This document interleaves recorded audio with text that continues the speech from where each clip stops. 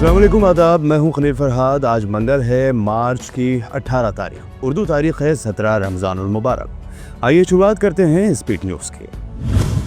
जंगबंदी मुआहदे के बाद गजा के शहरियों का टूट गया 2 पल का अमन। इसराइल ने सहरी के वक्त किए 35 फिजाई हमले, 200 फलस्तीनी शहीद, 100 से जायद हुए जख्मी। इसराइल की शदीद फिजाई हमलों में फलस्तीनी मज़ाहमती तंजीम के deputy home minister major general Mahmoud Abu अदफा की मौत। तंजीम ने कहा, नेतन्याहू हुकूमत ने खत्म किया जंगबंदी मुआहदा। जंगी जुनून में मुब्तला नेतन्याहू को अब उनके ही ओहदेदार दिखाने लगे हैं आंखें। होम सिक्योरिटी एजेंसी शिन बेत के चीफ को नेतन्याहू ने किया बरतरफ। शिन बेत के चीफ ने फैसला मानने से कर दिया इनकार। अमेरिकी सदर डोनाल्ड ट्रंप ने ईरान को दी धमकी। कहा, यमनी हौसियों ने किए मजीद हमले तो ईरान होगा जिम्मेदार। हौसियों की जानिब से चलाई गई एक गोली को ईरान की जानिब से चलाई गई गोली माना जाएगा। ईरान के सुप्रीम लीडर आयतुल्लाह ख़ामनेई ने यमन के हौसी बागियों के लिए जारी किया पैगाम। कहा, सिर्फ एक ही रास्ता बचा है, मज़ाहमत। कौम जरूर फतह याब होगी। अफगानिस्तान के होम मिनिस्टर सिराजुद्दीन हक्कानी के इस्तीफे से मुताल्लिक खबरों की तालिबान हुकूमत ने कर दी तरदीद। कहा, हक्कानी के इस्तीफे की खबर गलत और बेबुनियाद।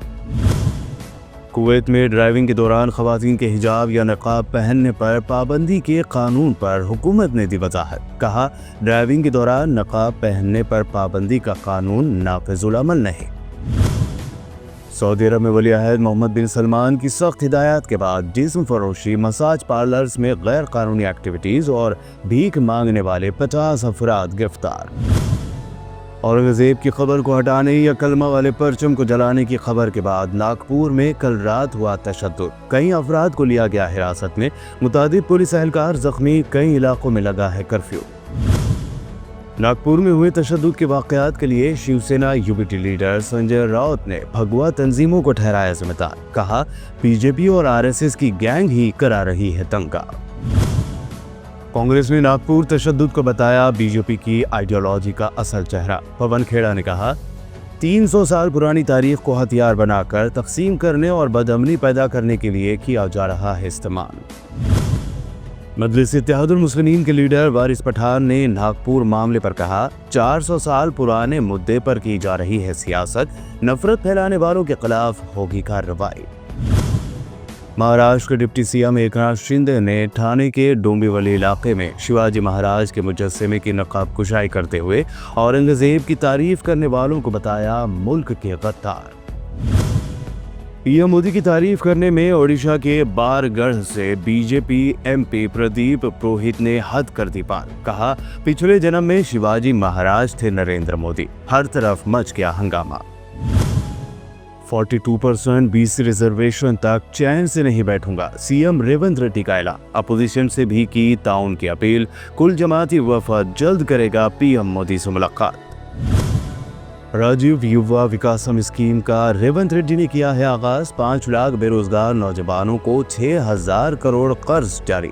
हर असेंबली हल्के में 5000 नौजवानों का होगा सिलेक्शन। राजीव युवा विकासम की इफ्तिताही तकरीब से कायद मजलिस अकबरुद्दीन ओवैसी का खिताब। चीफ मिनिस्टर रेवंत रेड्डी से की बेरोजगार मुसलमानों को भी रोजगार देने की बात।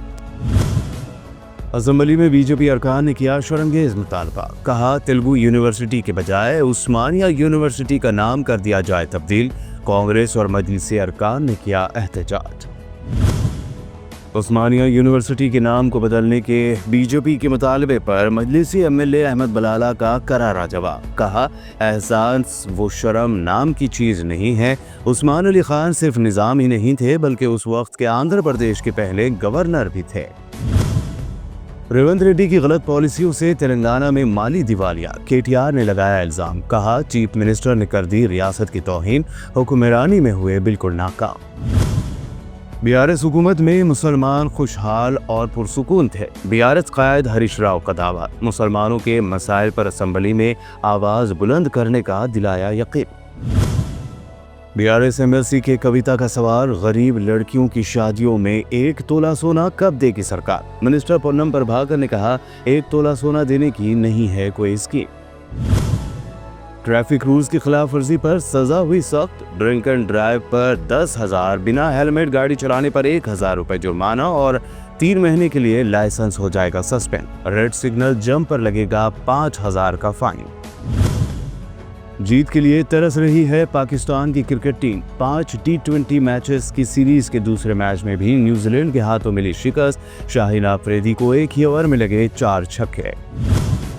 और सोना फिर हुआ महंगा। हैदराबाद में 24 कैरेट 10 ग्राम गोल्ड हुआ 90,000, तो 22 कैरेट गोल्ड हुआ 82,500। 1 किलो चांदी की कीमत हुई 1,13,000 रुपए। आखिर में आपसे अदबन गुजारिश है कि स्पीड न्यूज़ की इस वीडियो को अपने दोस्तों के साथ शेयर ज़रूर करें, और हाँ, हमारे इस चैनल FP यानी फरहाद प्रोडक्शन को सब्सक्राइब करके हमारी हौसला अफजाई ज़रूर करें। शुक्रिया।